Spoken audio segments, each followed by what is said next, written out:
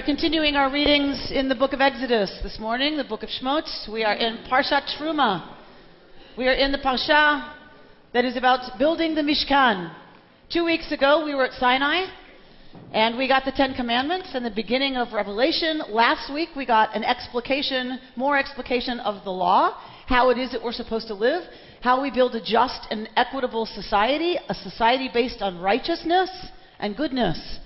And this week, all of that kind of comes into symbolic fruition with the communal building project the Israelites are given of building a portable sanctuary that they were to carry in the desert.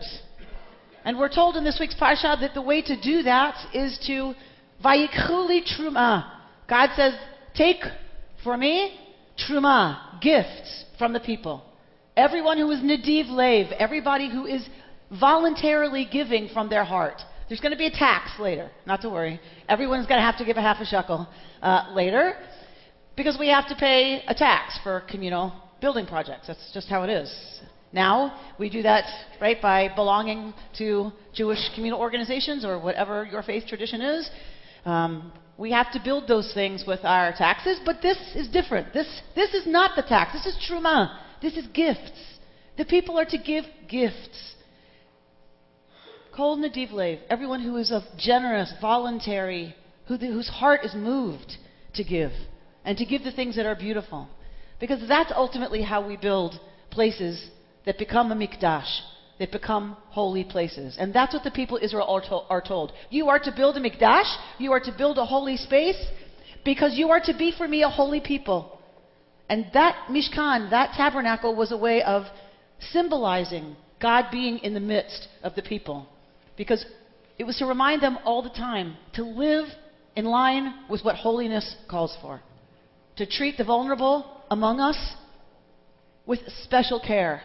The widow, the orphan, the ger, the stranger, the one who doesn't have any rights in your country. You are to treat fairly. You are to protect them because they don't have other people and the connections that you do to protect them. These are all of the things that we are told in Torah and throughout rabbinic law, making new law about how it is we are to behave, to be a holy people. And so God says, V'asuli mikdash v'shachanti b'tocham. They will make for me a mikdash, a holy place, and I will dwell among them. But the rabbis go further. Because in Hebrew, b'tocham means within them. And so the rabbis purposefully misread this verse. And say, V'asuli mikdash, they will make for me a holy place, v'shachanti b'tocham, and I will dwell in them. We build holy places so that the divine dwells in us. We are the mikdash. We build these kinds of places. We expose ourselves to teachers, mentors, guides, leaders who inspire us to be better people, who inspire us to create more just, equitable, and righteous societies. So this Shabbat, may we figure out how it is that we can be about those things that help us live lives of greater holiness, so that truly the divine may dwell more concentrated, more strongly in every one of us and in the society that together we are obligated to build. Shabbat Shalom.